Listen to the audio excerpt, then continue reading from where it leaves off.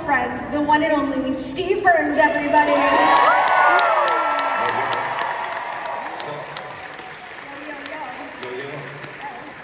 You get the big red chair. I feel like you should, right? Yeah, I'm just immediately drawn to that. Let's trade. Do you mind? Okay.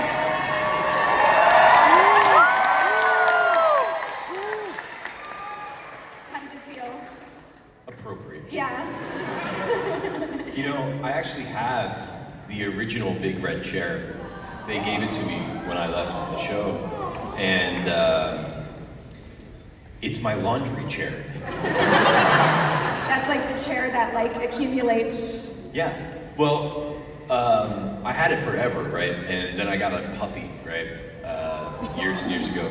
And the first thing my puppy did was sit on that chair.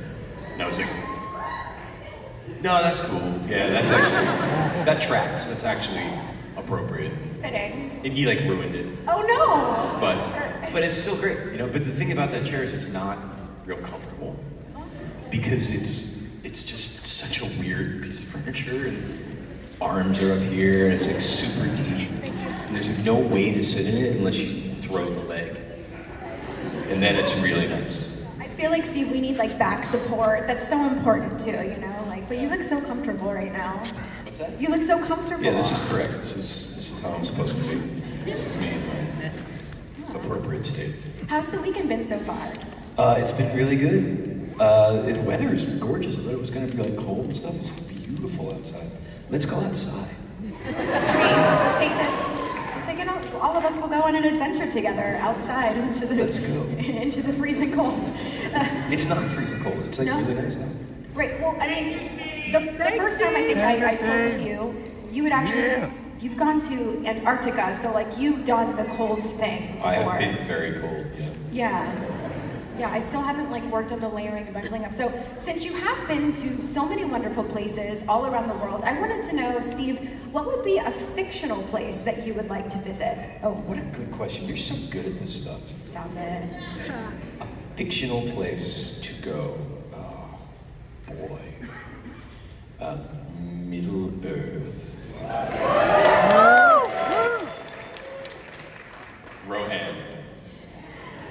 Rohan looks nice. Looks beautiful. A little warm, though. What's that? A little warm, maybe? I think it gets cold in Rohan, doesn't it? Snow in Rohan? Snowhand? Snowhand in Rohan? You know, Gondor looks uppity, but that looks cool. Shire, for sure. Middle Earth. Great choice. I love that choice for you. Yeah. Very cool. Obviously, you've, without getting too specific, worked on a lot of projects or multiple projects of people of all ages, whether kids, adults, grandparents. How do you get into the headspace, or is there even a different headspace doing shows for kids versus adults? Yeah, for sure. You know, I always say, you know, I was a very unlikely choice to be involved in children's television, right? I didn't, it wasn't something I'd ever thought about. It wasn't something that I felt qualified to do. And I never approached it as though it were for children, necessarily. I just approached it with as much sincerity as I could, and as much authenticity as I could find for it. I took it very seriously, and working in children's media for so long, without trying to sound like a jerk, I don't like most of what I see, you know, because I believe that people don't really bring their A game to kids media as much as they should, and you gotta bring your A game to make it good. That's hard business, you know? And you can bring your C, D, and E game, and it'll sound like this, and you can make $1 billion that way. But you won't do anything good, you know? I mean, if you think of the stuff that lasts forever, it's pretty A game. You think of Frank Oz, what he was doing, what Jim Henson was doing, what Fred was doing, you know? I call him Fred now. I've never met him. But that is some A-game stuff, right? That is some really deep considered work. And for the most part, I don't know about the most part, but very often you just kind of see afterthought stuff. Or you see like a cartoon about all of these puppies that were toys first. So it's just a commercial for toys, you know? You see that kind of stuff. So I guess your question is there a difference between working for children's media and working for adult media? Yeah, I think it's more of a tightrope for kids, and I think it's more important. You know, Mr. Rogers used to say that everything that comes out of the television is automatically a sanctioned piece of caregiving to the child, in the same way that anything that comes out of the stove is safe and edible to the child. And it's just an appliance, and they're assuming that it's okay because you've given them that show, because it's on the iPad that you gave them. So the bar, I think, is higher. Awesome. Do you have like a personal philosophy or a mantra that guides your decisions and actions just through everyday life?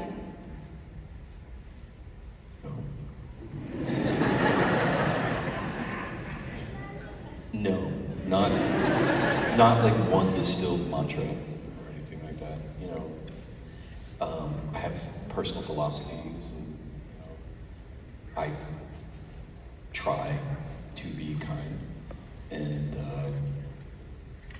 yeah, I don't have like a saying that I say to myself. Do you? No, not really. Do you? Does anybody? My mom's like a yoga teacher, so she's like good with that stuff, but not me. I can't center my heart or whatever they do. But I have a daily meditation practice, but there's no mantra involved. So. How about, since we were talking about your travels, what was the most like exotic or unique food that you've gotten to try? The most exotic or weird food? Or unique, yeah. Oh man, I've eaten some weird stuff. I remember I was in India for a month with my friend Juggy.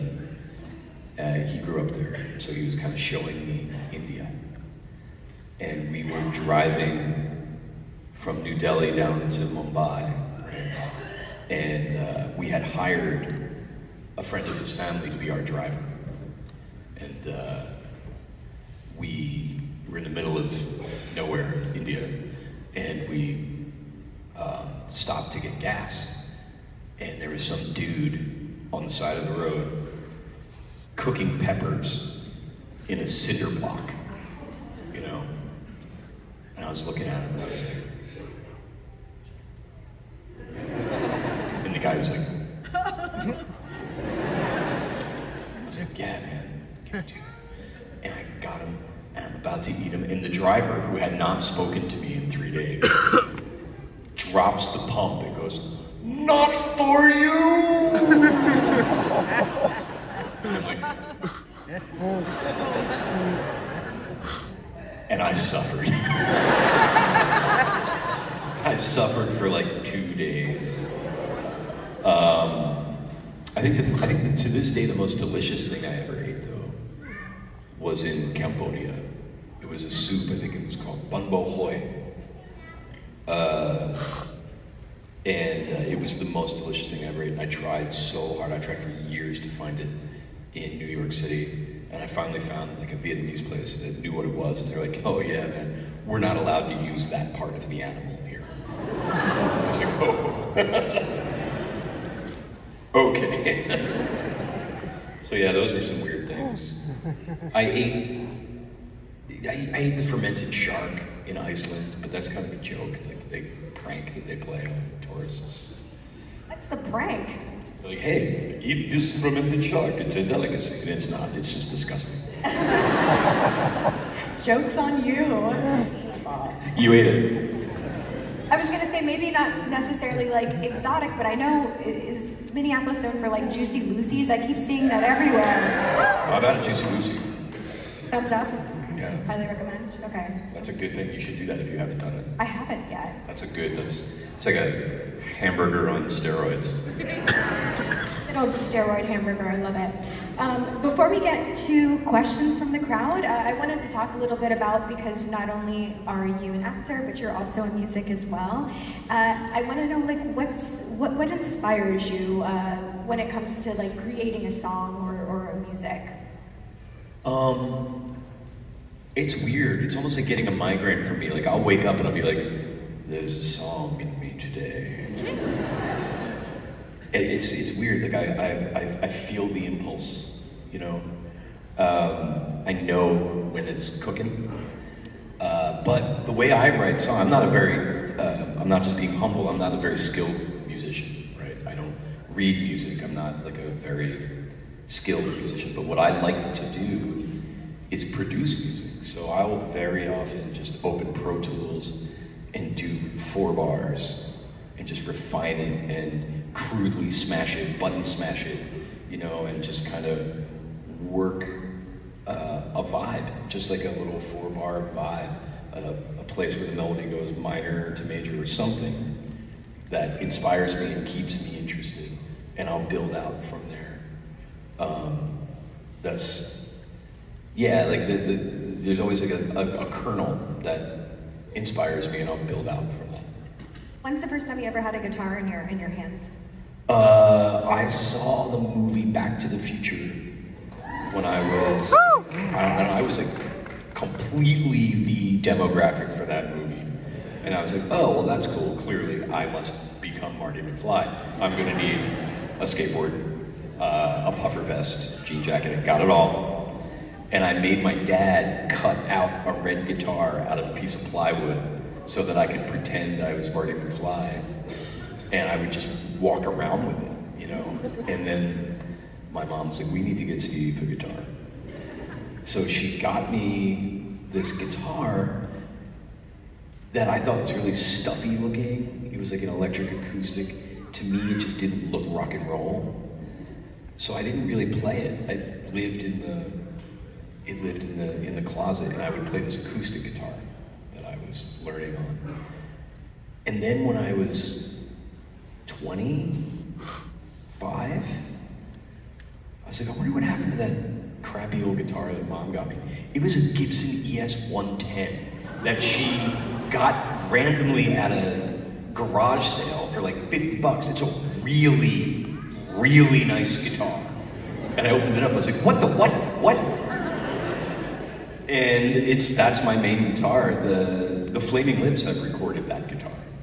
My friend in that band was like, can I use that? I'm like, yeah, man. So it's like a really cool axe that I have. Was the first song you learned how to play Johnny B. Good? No, but one of the first ones I tried to learn. Yeah, but it was beyond me. I was a big fan back then of early U2, and that stuff's easy. Real easy. So I played a lot of that first. All right, well, if it's okay with you, like I mentioned before, we do have a microphone over there, or whatever questions you guys may have that are appropriate with everything going on in the acting world right now. And if we got to pivot, we'll pivot. So, all right, go ahead. What's your name? What's your question? Hi, Brett from Hibbing here. I just want to start off by saying you were like a god to me when I was a kid. You were on my TV every day. Oh, God. Yeah, you are God. All right, then my question for you is, do you prefer bidet or just toilet paper?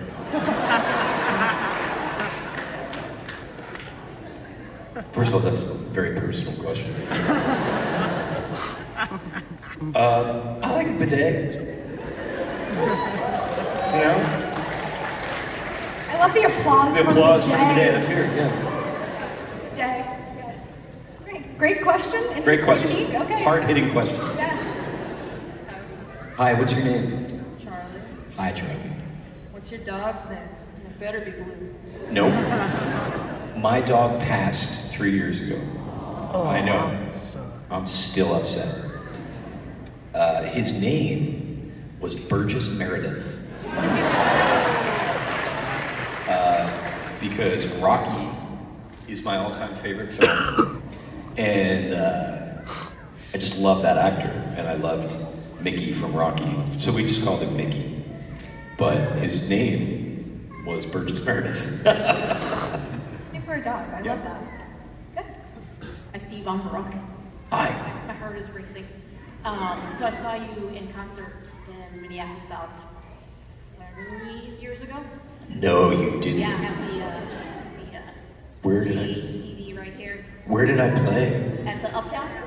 Yeah. Yeah, it's just sort of thing. We were so bad. I'm so sorry. You were kind of a dick though, because I asked you to sign my CD, and you didn't sign my CD. That doesn't sound like me. Doesn't sound like a dog. Why would I not sign your? I would have been thrilled to know that anyone bought it. You were busy. You said you had to break down the stage and everything. Oh yeah. It was not very glamorous when I was touring as a musician. It was just me and like two guys, and we would always have the opening slot because we were terrible. And you had like 5 minutes to get your stuff off the stage, and like I had to do all that myself. So I will totally sign your CD. You weren't a dick though. You were very nice. You were just busy. Okay, that's interesting because the way you described it 2 minutes ago was that I was in fact a dick. Okay, yeah, okay, cool. I was just wondering if you're going to play, by any chance, any shows while you're here this weekend. What was that? If you're going to play shows maybe while you're here this weekend. Am I playing a show? No. I'm terrible live. It's You were true. really good. Okay. Thank you. Sorry, I will sign your CD. What's your name? My name is Courtney Ross, and welcome to Minneapolis. And I'm also the fiance of George Floyd. And so 3.5 years ago, I was in probably some of the darkest spaces of my life. And going through my TikToks, all of a sudden, you came back to all of us.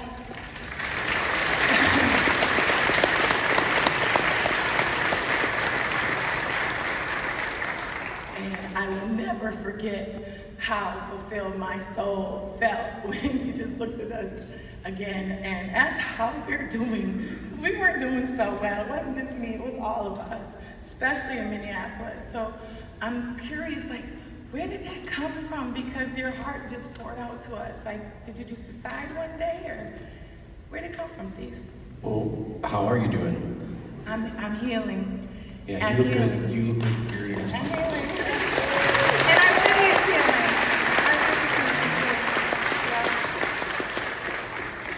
The story of that viral video is we rebooted Blue's Clues. We rebooted the television show that I used to be on. And I was very involved, right? I was writing, directing, producing. I was like Yoda, you know? I was like the old green guy, the short old green guy who understood the Force, you know? So I was very involved, and I was directing a music video, and someone said, hey, the hosts of the show should do shout outs for social media or whatever. And I was like, hold my beer. I was like, I want to talk. I don't want to talk to the kids. I want to talk to my friends. You know?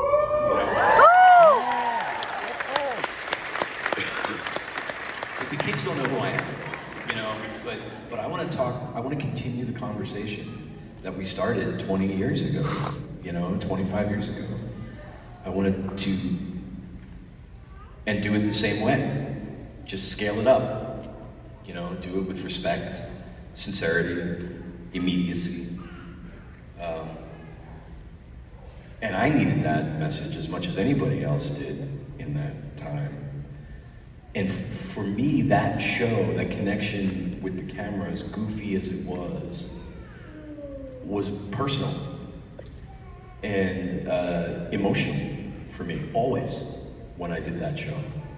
And I felt that I had more to say and more to give, and I just very sincerely wanted to check in. And that was during the pandemic, and just also, the internet was such a mean place for a while there. Like, everybody was just trolling each other, and it almost seemed like being a dick was a virtue for some people in that time, certainly politically. right? Like, it just seemed like the more of a dick you were, the stronger you seemed, or something, which I thought was BS. That always bothered me. So I was like, can we use the internet to be a place of connection and respect? Can we also use our phones that way? Those are the things I was thinking, and I was thinking, oh, and I'm gonna kick him into childhood. Like, I'm gonna bring up the college thing, you know? And I did, you know, I wanted to say that I never forgot about you guys, because I didn't. And I wanted to just say thank you, say hi. It was all very simple. And I'm beyond grateful and flabbergasted that it had such an impact. So.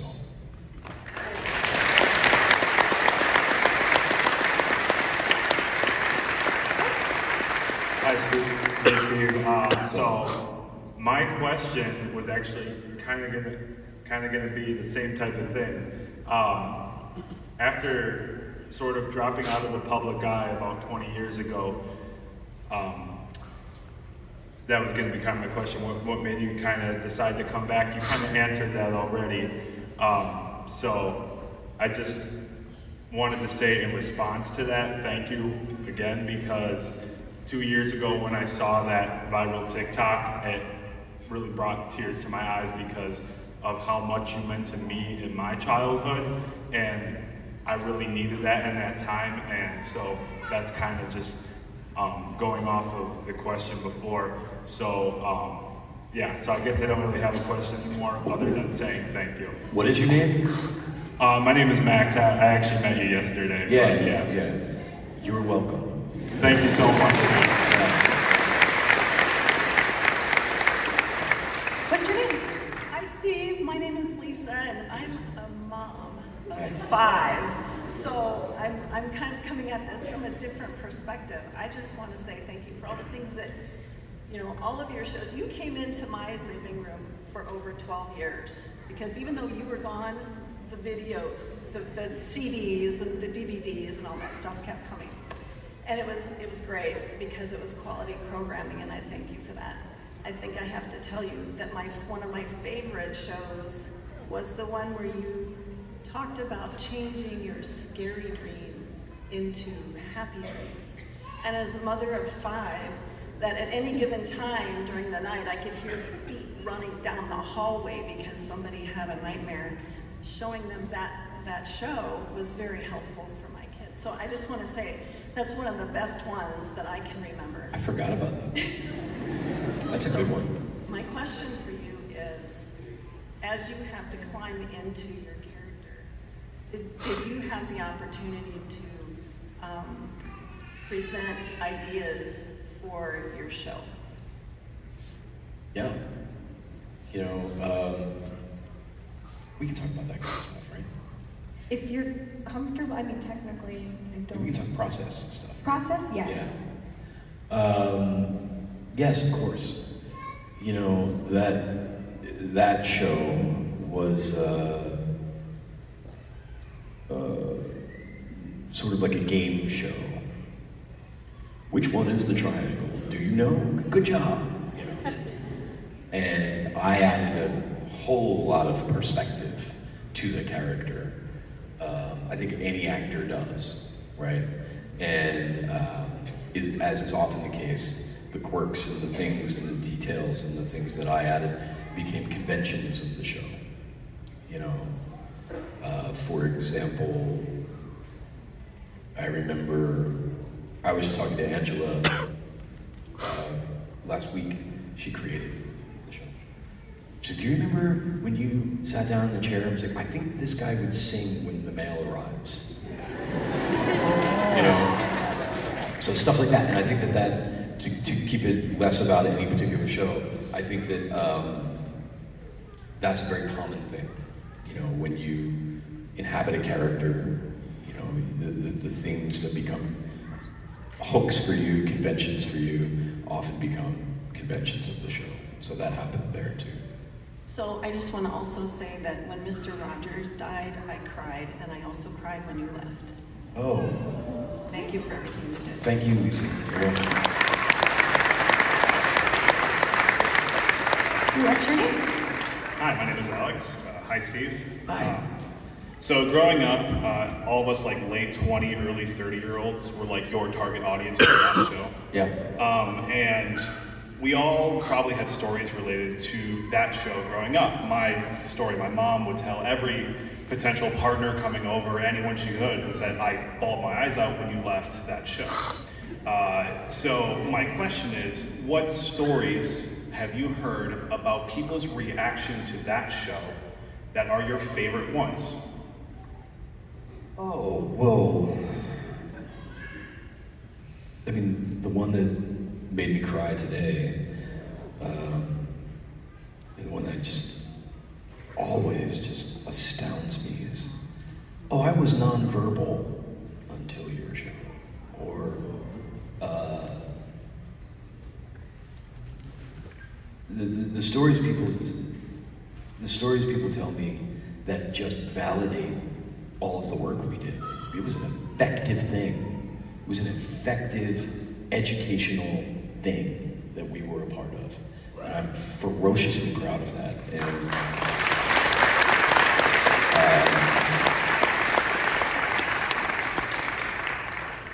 I still haven't figured out a way to get my arms around it.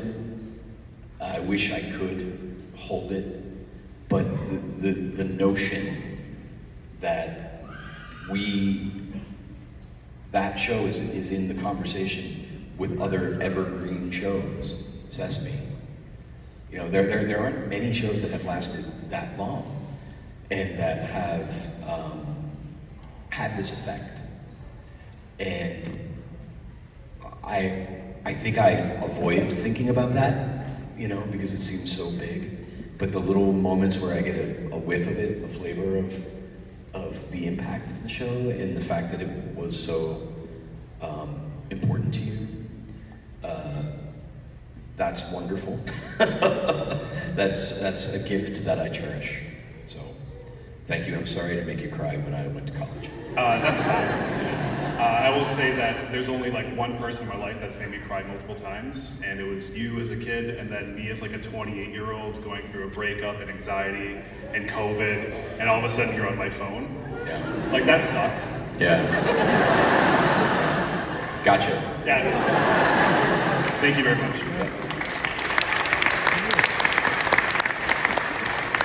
What's your name? Hi, my name is Mike. Hi. I also grew up watching Blue's Clues. That was such an amazing show. Childcare, you know, nap time. It's like, yay, Blue's Clues time. So my question is a little technical. It's after you found clues and you drew in the notebook. I heard from a recent interview like that wasn't you. Oh, was me. Was not me. I know. But we're all adults here. We can hold this. Not only was that not me, we struggled every season to find someone who was capable of doing that. I mean, it was so hard. Because we would do those at the end of a stretch. We'd do like 5, 6 episodes at a time, like 15 clues at a time. And the deal was the camera was here, so whoever was doing it had to hold the notebook. And you couldn't see what you were doing. Right? And it was maddening and frustrating. We would burn through animators and be like, I'm not doing this again. You know, the only one who could do it was Tracy. Tracy, who drew the show and is the voice of the dog and everything. She could whip them out. It's like, yeah, but your hands don't look like my hands. You know? So, yeah, it wasn't me, and it was the hardest gig on set. All right, thank you. That was my question. Yeah. Well, now we know what your show had in common with Titanic, right? They also brought in What's your question?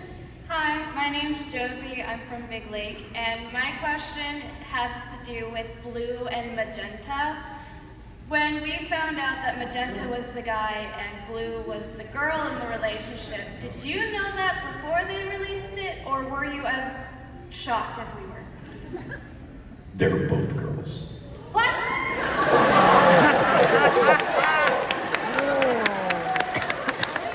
got it all wrong. And I knew it. I mean, there's gendered pronouns all over that show. Did you see which way she went? Where did she go? Like to me, it was always obvious. But yeah, I guess for me, I was very, very little when you were still in here. That was sort of baked in. That was part of their idea, which I thought was brilliant. Was maybe colors don't correspond to gender, you know.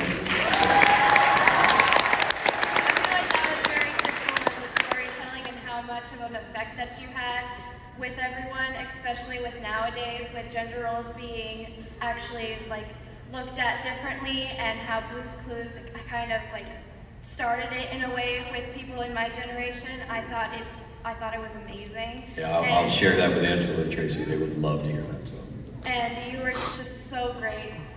You left when I was like still very, very little, like not even in elementary school. So it's great to see you back, and nice to see you too. I have so many memories watching your show with my family, and it's great to see you come back. Thank you. Thank you. What's your name? Hello, I'm Jordan Stevenson from Bismarck, North Dakota. Just like everybody here, I grew up in your show. In fact, I used to play your CD-ROMs and read your books all the time. I actually had a hard time letting go when I was growing up. But my question is, at the top of your head, and it doesn't be great, but like, when you were on the show, what was your favorite episode to do or record, or if you look back and like, oh yeah, I love that episode, I love doing that episode? I don't have favorite episodes, because to me it's very Groundhog Day. We would shoot them all on a blue screen, and they all looked exactly the same to me. Makes sense. But I have favorite moments. I enjoyed being in outer space. Oh, those were amazing. I think I learned the plants from you right away. Yeah, that was the first thing I learned from plants, other than Magic School Bus. I enjoyed sock puppets. Oh, yeah. All that. Any time where I got to goof off in improv. I remember there was an episode where it was about time. Oh, yeah. And I was like, what if, and the idea was, what if I just sit in the chair for 1 minute? And that's what I did. I just sat there for a minute. And improv'd for a minute, and it was so fun. But in general, whenever I get to work with Donovan Patton, is my favorite. That's always my favorite. He and I have a wonderful time together, and he is a delight, and Josh too. Oh, definitely. So when I get to hang out with those guys. Oh, definitely. But no one can ever replace you. Well, those guys are great, but no one can ever replace you. Agreed. Okay. Thank you again so much. Thank you. All right, we got about 10 minutes left. Go ahead. Hi, my name is Casey. I'm a little too anxious to like ask a question, but I wrote you this little thing because I'm so afraid I'm gonna start crying. Growing up, I watched you on a screen, and as an adult, I've had the pleasure of watching you on TikTok, listening to others as they talked about the good and the bad, providing a place of comfort and safety. I am a disabled, queer, trans man, and have often in my life felt unloved, unwanted, and out of place, but I have always felt loved and seen by you. You have made me the person I am today, and I just want to thank you from the deepest part of my heart. Thank you so much. Thank you.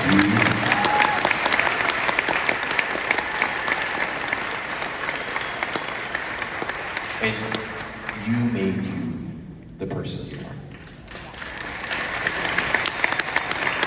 But that's so cool. We can use our phones for good. You know, it doesn't all have to be like crazy, trolly, weird. It can be a powerful way to legitimately connect with people. I think that's proof of that. You know? Go ahead, what's your name? Hi, I'm Ryan. I work with kids. I'm an educator, and I work with preschoolers. Yes. And, we showed We showed the Blue's Clues movie on Netflix. We showed it, and I actually didn't know you were going to be in it. So when you came on, it really hit me. And I wanted to ask, like, I don't know if you have kids or if you have nieces or nephews. Yep. But I don't know how much you know about like all of the kids, like personalities there are on YouTube and just everywhere now. What are your opinions on like kids wanting to grow up to be YouTubers, and also like what is out there currently? Like there's like Blippi, Danny Go. I don't know if you know any of these things, but I do because it's my job. But I actually don't follow children's entertainment very much anymore. That's fine too. I mean, I know Gabby's Dollhouse because my friend made it, and I know I've seen Blippi because it's impossible not to. And Bluey's funny. I don't have strong opinions. The last kid show that I saw that I loved was Yo Gabba Gabba. I thought that was inspired and like perfect, you know. Kids growing up to be YouTubers, I think it's dangerous, you know. I think that social media has forced us all to sort of brand ourselves and sort of promote ourselves, and to be in the state of promoting a version of you is not great, probably. I think there's a lot of oversharing, I think, that goes on. I think that there's value in keeping things personal. I think that social media is sort of like a willful self-violation of boundary, you know, sort of occurs. But again, I will say that I think we saw here today, like, it can be a really powerful, good thing. But I think it's just overused. I think it's just a new toy that we're like, oh my God, I can't stop interacting with this thing, good or bad. So it's also a cheap level of fame that everyone is trying to get. And that, the constant aspiration for validation and fame, I know is not a good thing. So I think cautionary would be the word. Yeah, fair enough. Thank you so much. Hey, thanks for being a teacher. Teacher.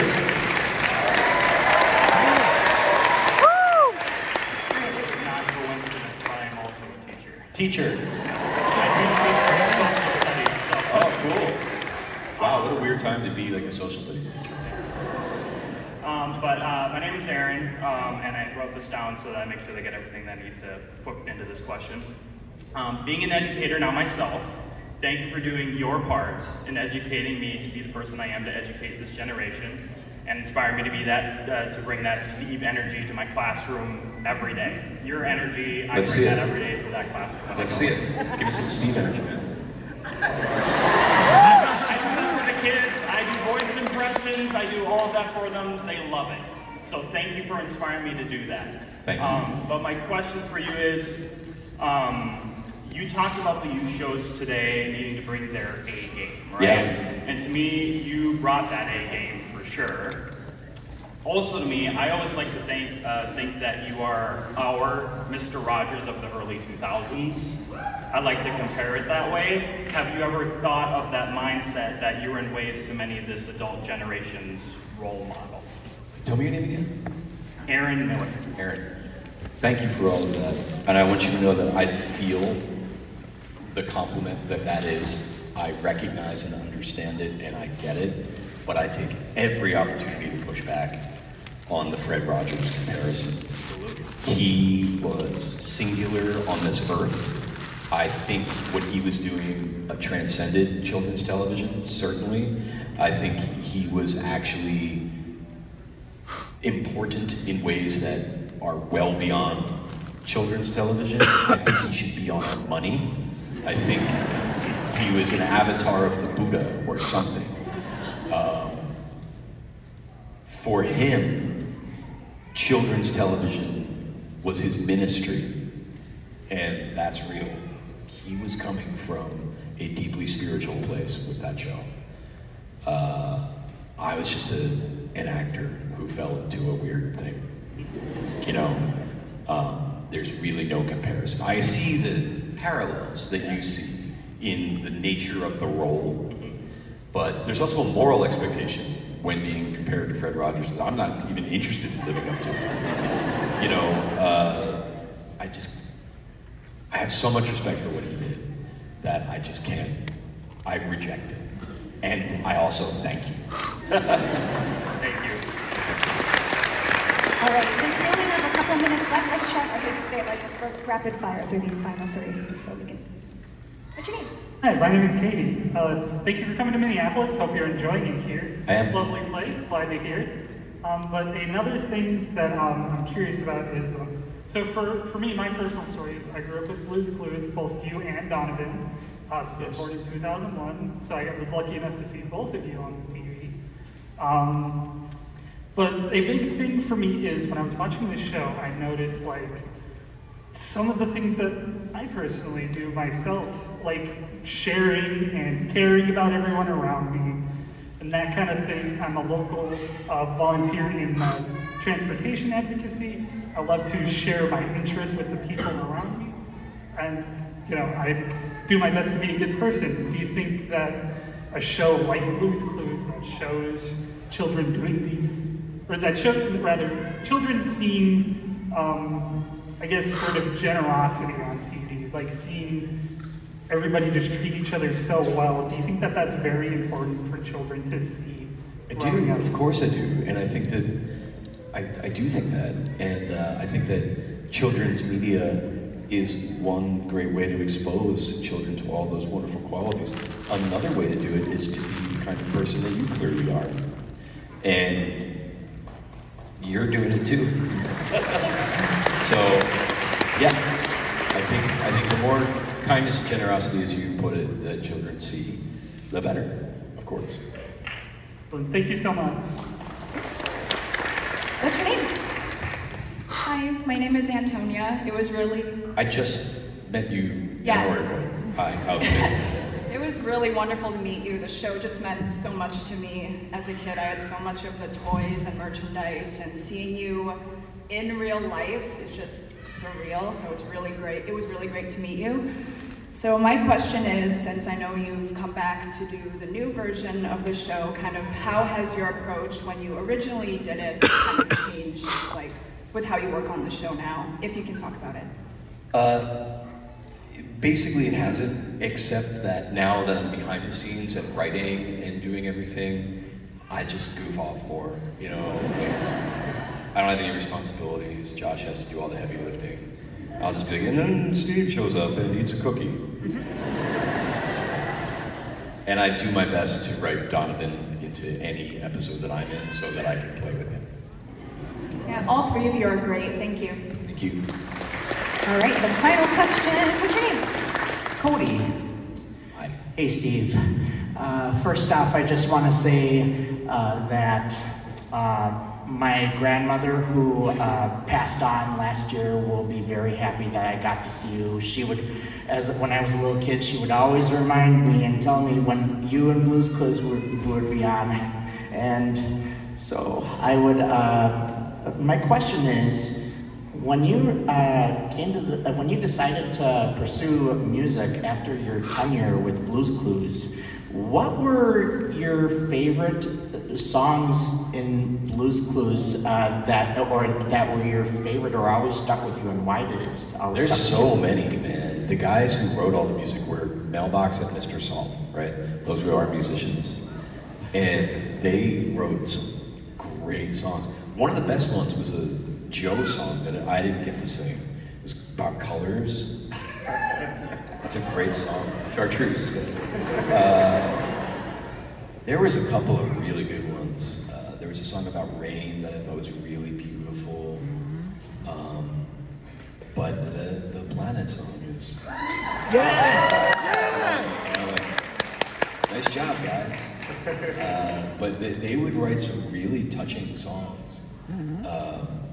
They were great musicians, those two. So, they're thank you. Awesome. Well, Steve, thank you so much again for sharing your time with us. It's good to see you, by the way. It's so good to see you. How have you been? I've been amazing, but I'm even better right now because after leaving one of your panels, I feel so invigorated. Just your energy is so wonderful, and we usually chit-chat more up here than we did this time. I know, but you had so many people.